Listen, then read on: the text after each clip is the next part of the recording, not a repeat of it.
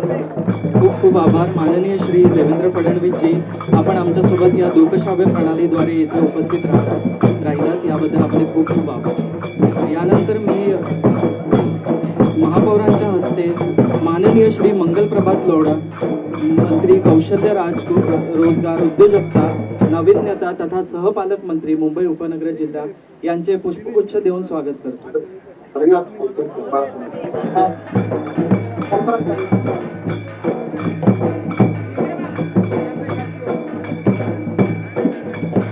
उपायुक्तांच्या हस्ते माननीय Shri Pankaj Singh DRM Western Railway Mumbai यांचे पुष्पगुच्छ देऊन स्वागत करण्यात यावे। सर्व उपस्थितांनी जोरदार टाळ्यांच्या गजरात त्यांचे स्वागत करावे।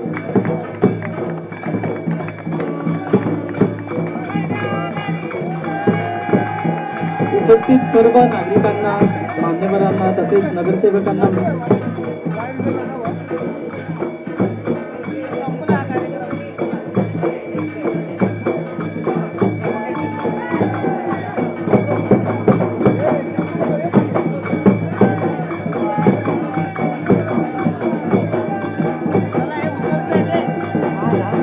स्थानिक नगरसेवक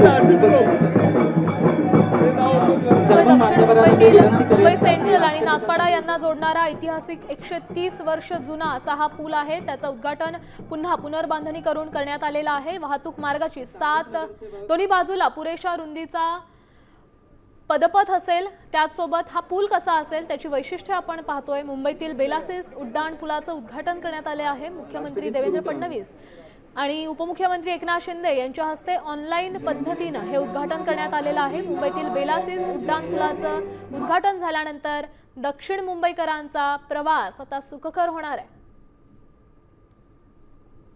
मुंबईतील बेलासिस उड्डाण पुलाच्या उद्घाटनावेळेची ही ताजी दृश्य तुम्ही पाहता। या उद्घाटनावेळी मुंबईचे महापौर रितू तावडे या देखील या ठिकाणी उपस्थित होत्या। दक्षिण मुंबईकरांचा प्रवास आता अधिक जलद आणि सुखकर होणार आहे, कारण दक्षिण मुंबईतला मुंबई सेंट्रल आणि नागपाडा हा अतिशय वर्दळीचा भाग आहे।